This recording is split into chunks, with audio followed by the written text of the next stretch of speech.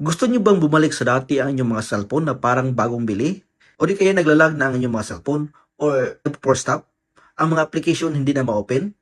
So ganito lang ang gawin ninyo mga katropa para bumalik sa dati ang inyong mga cellphone na parang bagong bili at hindi na bubura ang mga apps at ang mga files. Unang-una mga katropa, open nyo lang ang settings ng inyong mga cellphone.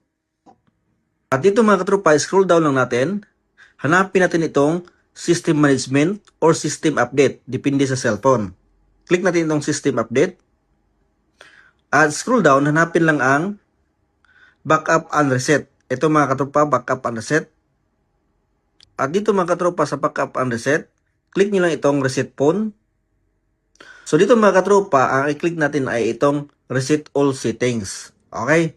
Click nyo lang at enter ang inyong screen password or fingerprint para bumalik sa dati ang inyong mga cellphone at para na rin bagong bili ang inyong cellphone na hindi nabubura ang mga files, apps at mga pictures.